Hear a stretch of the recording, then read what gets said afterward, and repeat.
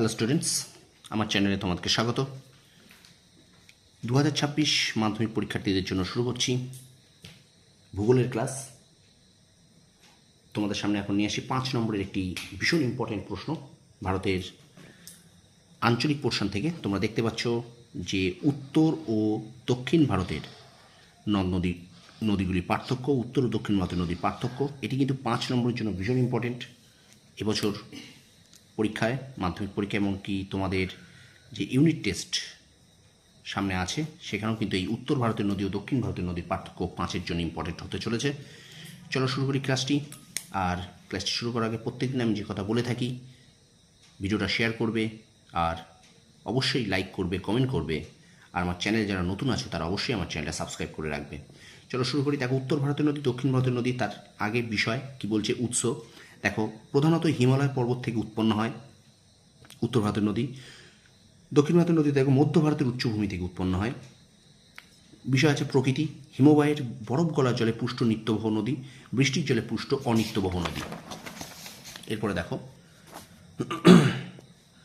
তারপর দেখা আছে এখানে গতিপথ, উচ্চ, মধ্য, নিম্ন 3টি গতি দেখা যায়। আর দক্ষিণ ভারতের নদীতে কিন্তু উচ্চ গতি স্পষ্টভাবে দেখা যায় না। 4 আছে জল প্রবাহ, জল সরবরাহ পরিমাণ অনেক বেশি, বর্ষার জলে পুষ্ট বলে জল সরবরাহ কম হয়। দৈর্ঘ্য দেখো, নদীগুলির দৈর্ঘ্য হয় উত্তর ভারতের নদীগুলির দৈর্ঘ্য বেশি, দক্ষিণ ভারতের নদীগুলির দৈর্ঘ্য কম। উপনদীর সংখ্যা বেশি, এখানে কিন্তু উপনদীর সংখ্যা কম। উত্তর ভারতের নদী দক্ষিণ ভারতের নদী পার্থক্য করছি। নাব্যতা, খরস্রোতা না হয় উত্তর ভারতের নদীগুলির নাব্য হয়, নদীগুলির খরস্রোতা বা অনাব্য হয়। বদ্বীপ, উত্তর ভারতের নদীগুলিতে বিশাল বদ্বীপ দেখা যায়, সব নদীতে বদ্বীপ নেই, থাকলেও আকারে ছোট। ঢালের প্রকৃতি দেখো, এখান থেকে মোট টোটাল 15টা পয়েন্ট আছে। আমি সবগুলো পয়েন্ট পড়ছি না, তবে এখান থেকে যেগুলো তোমাদের সহজ মনে হবে তোমরা এই 15টা পয়েন্ট থেকে মিনিমাম 7 থেকে 8টা পয়েন্ট তোমরা কিন্তু করে রাখবে, ঠিক আছে? অবশ্যই ঠিক এইভাবে বিষয় লিখবে, বিষয়টা মাঝখানেও দিতে পারো, বিষয় দেবে, তারপরে উত্তর ভারতের নদী দক্ষিণ ভারতের নদীর উপরে পার্থক্য করবে, ঠিক আছে? তারপর এই বিষয়গুলো দিয়ে দেখো, এখানে মোট 13টা আছে, আর এই প্রান্তে এই পৃষ্ঠায় কিন্তু 2টো আছে। সুতরাং 5 নম্বরের প্রশ্ন ছিল উত্তর ভারতের দক্ষিণ ভারতের নদী। যদি 5 নম্বরে 5-এ 5 পেতে চাও, অবশ্যই তোমরা কিন্তু 7 থেকে 8টা পয়েন্ট অবশ্যই দেবে। আমি কিন্তু পড়লাম না, তোমরা একটুখানি পয়েন্টগুলোকে দেখে নাও।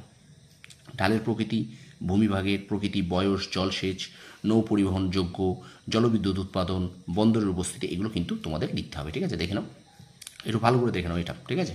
ভীষণ ইম্পর্টেন্ট। তোমাদের ফার্স্ট ইউনিট টেস্টে কিন্তু উত্তর ভারতের নদী দক্ষিণ ভারতের নদীর 5 নম্বরের জন্য কিন্তু আসতে চলেছে। এটা তোমরা ধরে নিতে পারো, তোমাদের যে সিলেবাস আছে তাতে কিন্তু এই উত্তর ভারতের নদী দক্ষিণ ভারতের নদী তোমরা কিন্তু প্রশ্নে পাবে, বা টেস্ট পরীক্ষা বলো, সামনের বছর পরীক্ষায় বলো, মাধ্যমে বলো, আমি কিন্তু সাজেশানে রেখেছি এটা, ঠিক আছে? তোমরা যারা দেখেছো তারা নিশ্চয়ই জানো যে আমি যে 5 নম্বরে যে সাজেশান দিয়েছিলাম ফার্স্ট ইউনিট টেস্টের জন্য, সেটাই কিন্তু এই প্রশ্নটা আছে। সুতরাং উত্তর ভারতের নদী ও দক্ষিণ ভারতের নদীর পার্থক্য আমি তোমাদের সঙ্গে তুলে ধরলাম। আশা করি তোমরা এটা খাতায় লিখে নেবে ভিডিওটা পজ করে। আর অবশ্যই আমার চ্যানেলে তোমাদের এইভাবে নোট আমি এবার থেকে দিতে থাকবো। শর্ট প্রশ্ন যেমন দিচ্ছিলাম, ঠিক তেমনি লং কোশ্চেন আমি তোমাদের সামনে কিন্তু তুলে ধরবো আস্তে আস্তে। তাহলে ভিডিওটা যদি ভালো লেগে থাকে অবশ্যই আমার চ্যানেলটা শেয়ার করবে, সাবস্ক্রাইব করবে, আর পাশে থাকা বেল আইকনটি প্রেস করে রাখবে। তোমরা সফল হও, তোমাদের সাফল্য কামনা করি। ধন্যবাদ। আরও একবার দেখে নাও উত্তর ভারতের নদী ও দক্ষিণ ভারতের নদীগুলির পার্থক্য।